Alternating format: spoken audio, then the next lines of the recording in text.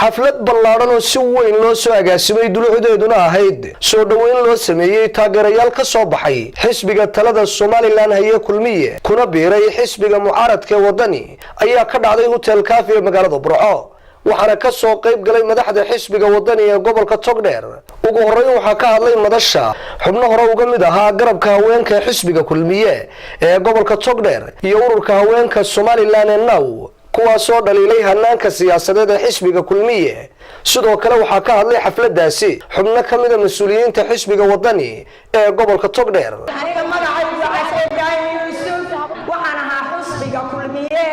gudoomiye ku-xigeenkiisa garabka haweenka saacada laga bilaabo aniga iyo taageerayaashaydii iyo xubno kale oo qaaliya ururkeena iyo haweenkiisii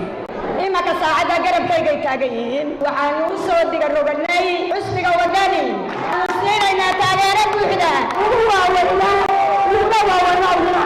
waxaan ahaa kaamilada Kigalbeed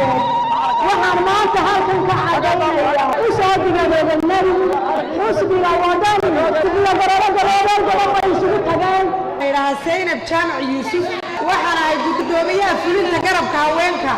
kulmiye ayaan muddo badan ahaa hadii aan ahaana waan isku garan waayay annaga iyo taageerayaashayda faraha badan leh ee halkan fadhiya waxaan ku soo birnay xisbiga aan la kala lahayn ee sharafta leh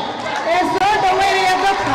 ee shaqada siinaya farxad weyn bay noo tahay caawa inaad ku soo biirtaan oo cududiina iyo caqligiina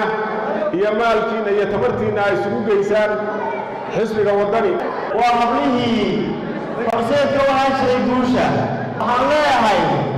xisbigii kulmiye wuxuu noqday guri cas tulin yeeshay guri caska hadduu tulin yeeshana waa laga guulaa waxay u guuleen xisbiga wadani ama ay calaamad u tahay oo ay soo dhaweynaysaa ay soo dedejinaysaa guushii xisbiga wadani guuldaradii xisbiga kulmiye ayay calaamad u tahay aado qaran ayaa loo baahan yahay علي داير محمد بوس TV Universal Burco.